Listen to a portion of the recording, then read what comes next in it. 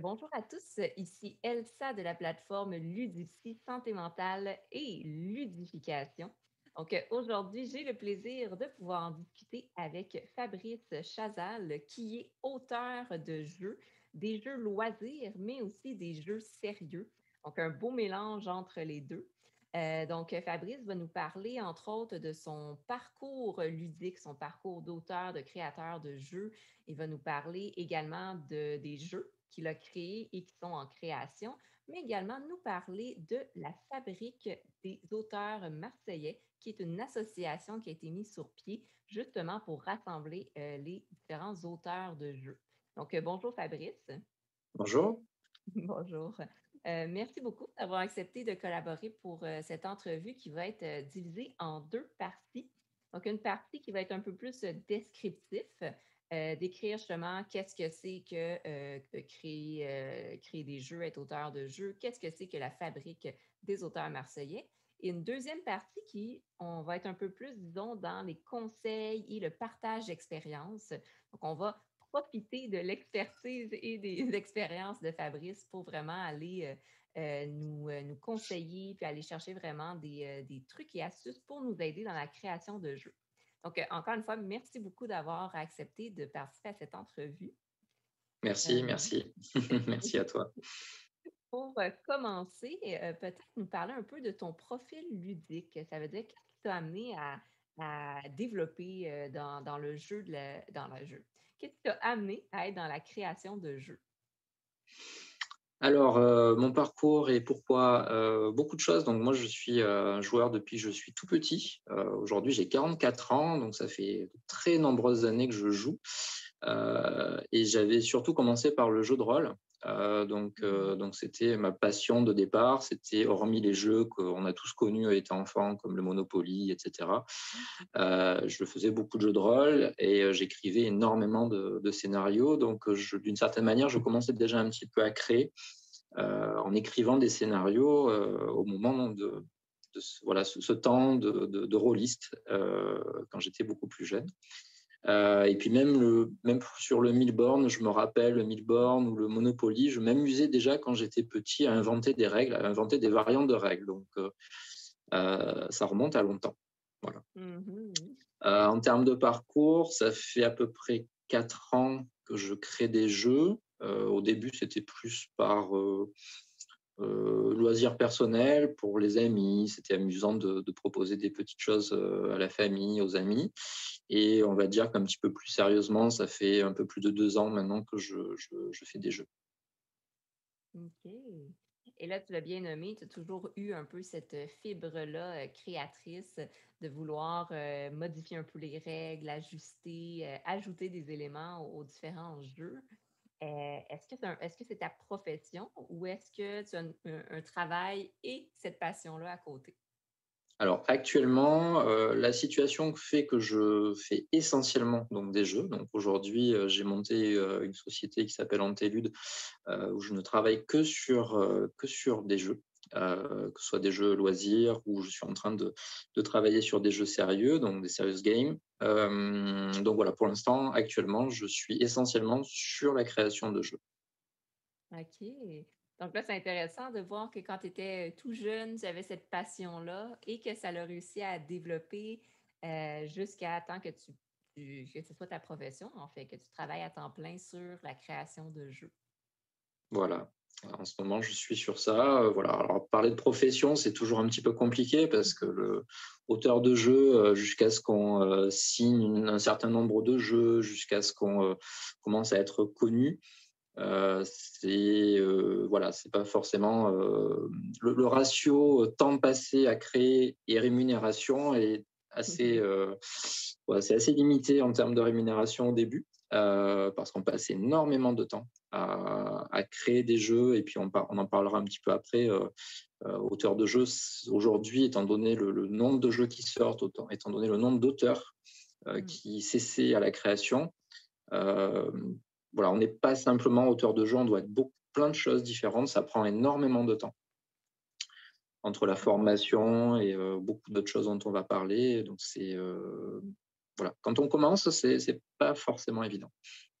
Effectivement, puis je pense que tu fais une belle prémisse justement aux conseils qui vont être partagés tout à l'heure, parce que c'est important de garder ça en tête quand on se lance un peu dans la création de jeux, qu'il y a différentes étapes. Il y a la partie amusante qui est de créer justement, mais par la suite, il y a beaucoup d'autres étapes à prendre en considération qui, ça devient des défis assez grands, mais quand c'est une passion, puis quand c'est vraiment quelque chose qu'on veut mettre en place, c'est possible de le faire. Justement, de ton côté, à travers ton expérience de création de jeux, tu as déjà créé des jeux en fait. Oui, alors, donc j'en crée quotidiennement. Et on va dire, j'ai signé donc 2 jeux, donc 2 jeux qui ont été signés lors du dernier Festival international des jeux de Cannes qui avait pu se tenir avant cette période compliquée Hmm. de crise sanitaire. Donc oui, j'ai deux jeux qui sont en cours de développement, donc qui ne sont pas édités, qui n'ont pas été encore finalisés. Et donc, on travaille. Donc, il y a Land of Z, qui est un jeu de survie, de stratégie dans un univers zombie. Voilà. Et un deuxième jeu qui, pour l'instant, s'appelle 1, 2, 3 lapins, qui remet sur table on va dire, le ressenti qu'on avait quand on était enfant, qu'on jouait à se cacher, on faisait des cache-cache ou le 1, 2, 3 soleil, où voilà, on a réussi à mettre ça sur table, on pourra en parler. Donc ça, c'est les 2 jeux qui sont en cours de développement, plus un certain nombre de projets que je suis en train de travailler, soit seul, soit avec des co-auteurs. OK. Puis, tu le mentionnes bien. Bon, déjà, félicitations dans la création Merci. de ces 2 jeux qui sont justement en processus de peaufinage, je comprends, pour être par la suite édités. 2 jeux très intéressants et c'est justement grâce à Land of Z et la publicité un peu que j'ai vue à travers le jeu que j'ai rencontré Fabrice et qu'on a eu une mise en contact. Donc, c'est toujours intéressant, justement, de découvrir des auteurs et de voir toute la créativité qu'il y a derrière la conception de jeux. Donc, tu l'as bien nommé, il y a une partie que la création peut être seule et parfois la création se fait aussi à travers un travail de co-création, donc avec d'autres auteurs, par exemple. Et de Oui. ton côté, tu fais également partie de la Fabrique des auteurs marseillais. Qu'est-ce que c'est exactement, la Fabrique des auteurs marseillais? Alors, la Fabrique des auteurs marseillais, c'est donc une association. Donc, on a un statut juridique en France. On n'est pas simplement parce qu'il existe des collectifs d'auteurs qui se réunissent, mais qui n'ont pas un statut légal, je dirais. Donc, c'est des collectifs un peu informels qui se regroupent. Et nous, on a décidé de monter cette association pour différentes raisons. Donc, au début, on était 3-4 auteurs à s'être croisés dans des festivals vers Marseille. On s'est retrouvés, on est parti en covoiturage, colocation de logements au Festival international des Jeux de Cannes. Et le soir, donc, on a toute la journée, donc on a le festival classique. Le soir, on a ce qu'on appelle le off, qui est un temps où les auteurs viennent présenter plein de prototypes de jeux. Donc, on est très nombreux. Hmm. Et en discutant un peu avec les auteurs, la table derrière, la table devant, et petit à petit, d'où es-tu? Marseille, Marseille, Marseille. On s'est rendu compte qu'on était relativement nombreux de cette ville ou du coin. Et du coup, on s'est dit, ça serait peut-être intéressant, plutôt que de créer chacun dans notre coin, de se regrouper, parce qu'il est plus facile d'échanger des idées, de tester des jeux en étant un certain nombre d'auteurs, plutôt que de faire ça tout seul chez soi. Donc la première force, je dirais, de la Fabrique des auteurs marseillais, c'est cet ensemble de cerveaux qui créent des jeux et qui fonctionnent au cours de rendez-vous. Alors là, aujourd'hui, physiquement, c'est un petit peu compliqué, toujours pareil par rapport à cette période, mais on organise des sessions de test en virtuel sur des plateformes comme Tabletop Simulator, etc. Et du Hmm. coup, on expose nos doutes. Voilà, là, j'ai créé telle mécanique de jeu, enfin, j'ai créé tel jeu avec telle mécanique de jeu plutôt. J'ai un doute sur tel système. Donc, on se réunit, on fait des tests et puis on se dit, oui, effectivement, il y a peut-être ça à voir. Et des fois, certains donnent des idées à d'autres. et permettre de débloquer des problèmes qu'on rencontre au moment du développement du prototype. OK. Donc ça, c'est relativement efficace. Et ensuite, ça permet aussi, le fait d'avoir un statut associatif permet aussi, lorsqu'on rencontre des grandes enseignes on va dire, de jeux, qui vendent des jeux, aussi parfois de dire, voilà, nous sommes une association, est-ce qu'on pourrait organiser des temps de présentation de jeux au sein de votre établissement? Donc on l'a déjà fait à côté de Marseille, vers Aubagne, donc dans une grande structure. Et ça, c'est vrai que si on vient en tant qu'un ou deux auteurs, on a un certain poids. Si on arrive en tant qu'association, aujourd'hui, je crois qu'on est 26 auteurs, voilà, on n'a pas la même approche auprès de ces grandes enseignes. Et enfin, quelque chose qui fonctionne et qu'on vient de faire encore récemment avec un éditeur, c'est aussi des temps collectifs où on va regrouper un certain nombre de prototypes en fonction des recherches et des lignes éditoriales des éditeurs. Et on regroupe des envois de prototypes, de vidéos plutôt, puisqu'aujourd'hui on est beaucoup sur du format vidéo pour présenter les choses. Mhm. Et donc, on a des temps entiers, une journée entière qu'un éditeur va prendre pour rencontrer, non pas Fabrice Chazal ou un autre auteur, mais la fabrique des auteurs marseillais. Donc, ça permet d'avoir des temps collectifs comme ça avec des éditeurs. Et donc, ça facilite un petit peu le lien et la prise de contact avec des éditeurs. Donc, on l'a fait déjà avec 3 éditeurs et on va continuer. OK, mais c'est génial comme association, justement, et de voir que vraiment plusieurs auteurs ont décidé de se rassembler et ensemble de s'entraider et même de créer une association qui aide les auteurs marseillais dans la création du jeu, dans le testing ou le fait de tester les prototypes, mais également de se faire connaître et de se faire reconnaître à travers les maisons d'édition aussi, là, j'en comprends. Et ça amène des résultats aussi, parce qu'on a quand même un certain nombre d'auteurs qui commencent à nous dire, bon ben voilà, là ça y est, j'ai tel contrat d'édition, donc on voit que ça porte ses fruits, donc ça c'est bien. Et même quand un auteur soit signé, parce qu'au début on n'avait pas encore signé de jeu, donc au début on était un petit peu, on était très très amateurs, je dirais. Et puis on s'est retrouvé face à des auteurs qui finalement ont signé des jeux. Et donc, on continue à aider, c'est-à-dire même une fois que le jeu est signé, même pendant des phases de développement, alors que le jeu est déjà dans un processus éditorial. Voilà, ben, mon éditeur m'a dit ça, il y a tel problème peut-être à régler. Et de la même manière, on va se réunir et on va faire des fois des séances de brainstorming, etc., pour dire, bon, ben voilà, tu pourrais peut-être faire ça et autres, donc pour aider un auteur qui a déjà signé un jeu aussi. OK. Donc, c'est vraiment comme un soutien de A à Z pour les auteurs marseillais. Et ça fait combien d'années que ça existe? Ah, ça fait pas longtemps, on a fait 2 assemblées générales, donc ça fait un peu plus de 2 ans, mais donc c'est très frais, c'est très, très récent.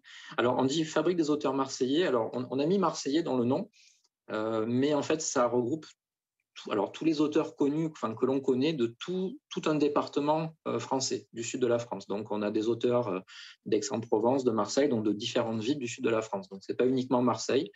Au début, on n'était que des Marseillais, donc on a mis Marseillais dans le titre, mais on aurait pu un peu élargir. OK. Ben, je pense que c'est important de le mentionner pour Oui, prendre conscience. C'est inclusif aussi au genre du sud de la France. Mais bon, le nom explique bien. Qu'au départ, oui, tu oui, l'as bien expliqué, que vous êtes reconnus. Tu as dit, hey, hey, on vient tous de la même région. Donc, c'est ça. Exactement, exactement. OK. Et là, 2 ans, tu l'as nommé, c'est à la fois tout jeune et en même temps, ben, ils avaient beaucoup créé, ils avaient beaucoup mis de choses en place en seulement 2 ans. Oui, Et justement, c'est beau de voir tout ce que vous avez mis comme soutien, comme entraide dans cette association. Euh, et dans le fond, j'en comprends que ça l'a aussi aidé beaucoup avec le contexte de pandémie et de confinement à briser en même temps l'isolement social, briser aussi enlever cet état-là de se sentir un peu tout seul, démuni un peu chez soi avec la création de jeux. Là, tu c'est as vrai. réussi à vous regrouper ensemble et vous entraider, là.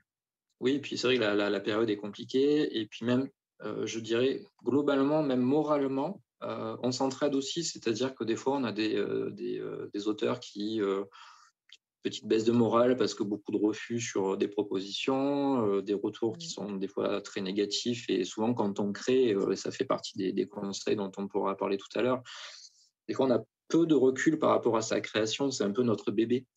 Et c'est vrai, quand on critique notre bébé, c'est toujours un petit peu compliqué. Et le fait d'être en groupe, puisqu'on a donc on a notre propre Discord, on a un groupe de discussion sur Messenger, on a notre site internet, donc on a un certain nombre de supports aussi. Et du coup, voilà, il y en a un voilà, là je vais pas très bien parce que j'ai une petite baisse de morale, et du coup tout le monde, ça crée un mouvement de solidarité, on va dire ça comme ça. Mais ça en tout cas, ça aide à supporter un peu plus les choses parce qu'on est en groupe, plutôt comme tu disais que si on est tout seul chez soi, on a des refus et moralement, ça peut être compliqué. Ouais, ouais. OK. Donc, j'en comprends que non seulement, tu sais, c'est une association qui offre des conseils ou autre, mais aussi un soutien puis un bel effet de communauté qui s'est créé, là. Complètement, OK. complètement. Alors, de conseils, on est en train de beaucoup d'apprendre aussi, Oui. parce qu'on a certaines personnes qui créent depuis plus longtemps que moi, par exemple. Mais c'est vrai que globalement, nous sommes de jeunes auteurs. On va dire ça comme ça. Même si j'ai 44 ans, je suis un jeune auteur. Et voilà, on est tout le temps jeune dans quelque chose. OK. Puis, tu l'as un peu mentionné, mais disons pour les personnes qui souhaiteraient en apprendre plus sur la fabrique des auteurs marseillais, vous avez une page Internet? Est-ce que vous avez Oui, une... on a une page Facebook, La Fabrique des auteurs marseillais. Il suffit de taper ça et on nous trouve immédiatement. OK, super. Donc, je vais mettre bien sûr les liens dans le descriptif de la vidéo, comme ça va être plus simple d'aller les chercher, les récupérer. Voilà. Et OK. en termes de support, une petite nouveauté aussi, c'est qu'on est en train de créer notre chaîne YouTube, Oui.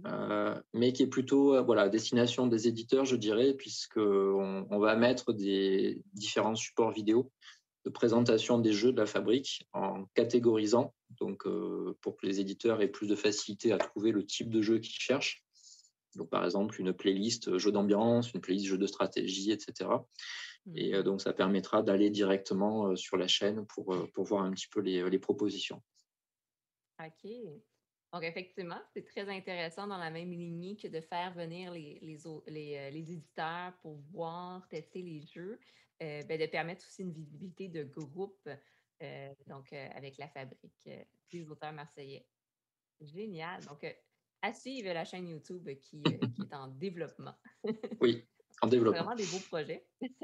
C'est, je pense que c'est le genre d'association qu'on souhaite quand on est auteur de jeux, qu'on souhaite avoir accès là, vraiment pour se sentir soutenu le plus A possible. priori, puisque globalement, quand on entend parler d'un nouvel auteur, enfin, c'est même souvent des auteurs qui viennent nous voir directement parce qu'ils sont passés dans une boutique de jeux qui nous connaît. Donc, ah, ben, tu es en train de créer un jeu, tu devrais contacter la Fabrique des auteurs marseillais. Et en général, les auteurs se dirigent vers nous. Après, ça peut convenir ou ne pas convenir. Certains ne nous Mhm. rejoignent pas, peu importe. Mais en tout cas, ils y ont accès assez facilement. Et voilà. Génial. Très intéressant de voir que ça existe et de voir, comme tu l'as bien mentionné, les effets positifs qu'il y a en retour sur les auteurs. Donc, dans ton cheminement, justement, ben, tu l'as mentionné. Donc, parti d'un passionné de jeu étant enfant, ben, tu en es Mm. venu à créer, donc devenir auteur de jeu et même auteur de jeu à temps plein. Donc, et de co-créer également la fabrique des auteurs marseillais. Donc, vraiment, en ce moment, tu es à 100% dans Mm. le monde et l'univers des jeux de Oui, société. tout à Tu fait. nommais un peu tout à l'heure des jeux autant de loisirs que des serious games ou des jeux sérieux. Mhm. Pour toi, c'est quoi la différence entre les deux? Alors, et pour la Fabrique des auteurs marseillais, je tiens à préciser que ce n'est pas moi qui l'ai créé. J'en suis président, certes. Cependant, on est toute une équipe et on est tout un groupe à avoir créé la Fabrique des auteurs marseillais. Donc, je ne suis pas le créateur, mais je suis aujourd'hui président. Je fais partie des personnes qui y ont songé, mais on est tout un groupe, je précise. Donc sur les jeux sérieux, oui, serious game, enfin, on peut les appeler de différentes manières, jeux pédagogiques et autres. Moi, à la base, j'ai une formation de de psychologue social, donc j'ai un bac +5 en psychologie sociale. J'ai travaillé dans l'insertion professionnelle et j'ai été formateur pendant de nombreuses années. Euh, En créant des jeux, je me suis rendu compte que finalement, j'avais utilisé par moments des supports ludiques sans vraiment m'en rendre compte finalement, pendant des temps de formation. Et aujourd'hui, donc, je me forme aussi, puisque donc je n'ai pas de cursus universitaire ou autre dans le jeu. Donc, c'est une formation. Donc, j'étudie énormément de choses, de documents, de livres, de beaucoup de choses autour du jeu. Et je me rends compte que le jeu est vraiment un support très efficace en termes de pédagogie, que ce soit pour des enfants, que ce soit pour des adultes dans un cadre professionnel. Et donc je connais aussi des personnes qui travaillent dans le secteur du serious game depuis plus longtemps que moi. Et je me suis dit, effectivement, ça serait intéressant de mettre aussi à la fois ce que commence à savoir faire de plus en plus en termes de création de jeux au service peut-être de la formation, parce que pour moi, un serious game, des fois, on me dit, qu'est-ce que c'est un serious game? Pour moi, en tout cas, je dirais qu'un serious game, c'est un support de formation d'une certaine manière, mais ludique. Donc, on va faire passer des connaissances à travers une expérience de jeu. Euh, donc, voilà, pour moi, un serious game, ma définition du serious game, c'est un support de formation ludique. Et donc, voilà, il y a des thèmes qui m'importent. Par exemple, je suis très attaché à tout ce qui va toucher à l'écologie au sens noble du terme, à certains fonctionnements d'entreprise, ce qu'on appelle les entreprises libérées ou ce genre de choses. Et donc, je me suis dit, je vais tenter de créer d'abord des jeux. Donc là, je suis en plein développement. Par exemple, je fais un jeu sur ce qu'on appelle la RSE, la responsabilité sociétale des entreprises, qui est tout ce qui va toucher à l'environnemental et au social au sein d'une entreprise. Donc, toutes les pratiques, on va dire, responsables et au maximum responsables des entreprises.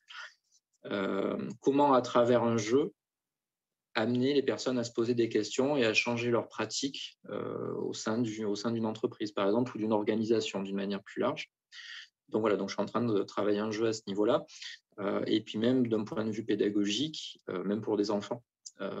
Très souvent, à travers le jeu, les enfants font beaucoup de choses qui deviennent naturelles. Par exemple, compter, tout bêtement, quand on fait un jeu, quand on joue à un jeu, on va compter des points, on va compter des cases, on va enlever des points, donc on va faire des soustractions, on va faire des additions, on va se repérer dans l'espace, on va faire plein de choses. Et c'est vrai que le support ludique fait passer ces choses-là d'une manière très naturelle. Alors que si on parle de suite d'addition, de faire les choses, bon, ça c'est personnel aussi en ce moment, je me sers pas mal de support ludique par rapport à mon fils et c'est vrai que ça passe tout seul. C'est beaucoup plus simple. Voilà, donc je me lance de plus en plus sur cette partie-là au niveau du serious game. Très intéressant. Tu le mentionnes très bien que, exemple avec un enfant, si on dit à un enfant, on va faire des mathématiques, on va compter ensemble, la motivation va fort probablement descendre. Ouais. Mais si on dit à un enfant, on va jouer à un jeu, mais que dans le jeu, il faut lancer des dés, il faut que l'enfant compte ses pointages, par exemple, ben, l'enfant apprend à compter. Il est en train de faire justement des additions, des soustractions, peu importe. Tout à Mais fait. c'est à travers le ludique, donc à travers le jeu, ce qui fait en sorte que c'est beaucoup plus motivant et plaisant. Et bon, on le sait que le cycle de la motivation et l'intérêt est beaucoup axé sur le cycle du plaisir. Donc, plus qu'on a du plaisir, plus Tout à qu'on fait. apprend et on mémorise l'information. Donc, c'est très intéressant dans cette optique-là, les jeux sérieux, là. Et sur les jeux sérieux pour adultes aussi, le principe du jeu, c'est qu'on est dans un cadre justement qui n'est pas sérieux, même si on appelle ça des serious games, c'est-à-dire qu'il n'y a pas d'enjeu quand on fait une partie. Il il n'y a pas d'enjeu direct dans notre activité professionnelle ou ce genre de choses. Donc, on se retrouve autour d'une table avec un support qui dédramatise les choses et qui, malgré tout, n'empêche pas de réfléchir, d'apprendre des choses. Donc voilà, donc moi je pense que le jeu devrait être un peu partout. 100% en accord avec toi. Donc, je trouve ça toujours intéressant quand des auteurs de jeux de société parlent de serious game, parce qu'on le voit beaucoup, exemple, dans le jeu vidéo, mais dans le jeu de société également. Euh, et dans une optique que c'est pas des jeux qui sont supposés être plates ou des jeux trop axés sur la matière scolaire, mais vraiment des jeux qui ont dans cet arrière-plan-là de faire travailler certaines fonctions cognitives, émotionnelles, motrices, Tout à fait. etc. Mm, Donc, je trouve ça tout à très, fait. très intéressant. Et ce sur quoi moi, en tout cas, j'essaye de travailler au maximum, c'est que les jeux sérieux sur lesquels je suis en train de travailler soient ressentis comme des vrais jeux. Mhm. Parce que parfois, pour ce que j'en ai vu, certains jeux sérieux sont justement trop sérieux. C'est-à-dire qu'on voit vraiment qu'on est sur un support de formation déguisé. Mhm. Et donc, l'implication, le plaisir à jouer à ces jeux-là, à mon avis, mais c'est mon avis personnel, est plus faible que si on joue vraiment, on a l'impression d'être dans un jeu de société, loisir, justement, en famille, entre amis, mais dans lequel on a sérieusement travaillé justement à faire passer des messages, à mettre des contenus à apprendre. Mais il faut, selon moi, peut-être même que le thème sérieux, c'est de trop. Pour moi, il faut que ce soit un jeu, voilà, clairement un jeu auquel on va jouer, on va prendre du plaisir et donc on va apprendre. Effectivement. Puis je pense que la majorité des auteurs et même des joueurs seraient en accord avec ce que tu mentionnes, que l'élément central, c'est le jeu, c'est le plaisir. Et après ça, ce qui amène, ce que le jeu amène, c'est comme une autre partie. Mm. Certains jeux vont être très, très formateurs, éducatifs, je ne sais pas quel terme utiliser, disons, et vont Mm. vraiment nous faire réfléchir à certains sujets ou thématiques. Puis il y a des jeux que il n'y a pas tant de valeur ou de raisonnement éducatif derrière eux, mais l'élément central, c'est qu'on a du plaisir et qu'on joue. Tout à fait. OK. Donc ça, j'en comprends. Ça, c'est de ton côté, tu as certains jeux qui sont en processus de création par rapport à des jeux sérieux, justement, ou qui ont une portée éducative, là, Oui, tout à fait. Mais c'est vrai que là, voilà, moi je répète, je cherche vraiment à travailler sur quelque chose où on ne se rend pas compte qu'on a appris quelque disons. chose. On l'apprend. Mais même sur certains jeux loisirs, quand on joue à certains jeux, qui sont sur certains thèmes historiques, par exemple. Donc, si l'auteur a vraiment fait une recherche réelle, sérieuse, historique, ben on va jouer une partie, deux parties, trois parties. Et puis, si on nous parle ou on nous pose une question sur cette période historique, par exemple, ben on se rend compte qu'on sait certaines choses parce que ben on a déplacé, on a joué telle carte qui a tel intitulé. Mm. Ben ça reste. Donc, on apprend toujours. Effectivement, c'est vrai. On apprend toujours un petit quelque chose. Et quand ce n'est pas par rapport au jeu, on apprend à travers le jeu. Ça veut dire, Mhm. exemple, un jeu collaboratif, coopératif, on apprend le travail d'équipe, l'écoute, la communication. Un jeu compétitif, on apprend à gérer ses émotions, ses frustrations, bon, Tout à fait. etc. Donc, juste le fait de jouer nous permet d'apprendre. En Complètement. soi, déjà, c'est un objectif d'atteint. OK. Et ben, je suggérerais en fait de passer à notre deuxième partie de cette vidéo. Parce que là, justement, Fabrice vient de nous parler des projets dans lesquels il est impliqué et il vient de parler aussi de l'évolution de toute son expérience à travers le jeu, la création de jeux. Et maintenant, on va se servir de toute cette belle expertise-là pour justement aller chercher des connaissances et un beau partage d'expériences. Donc, dans cette deuxième partie de la vidéo, on va vraiment explorer, comme je mentionnais, On va explorer des conseils, des astuces, des questions aussi que certains auteurs de jeux ont par rapport au processus de création de jeux, mais également le processus de co-création et le soutien qu'on peut avoir entre auteurs.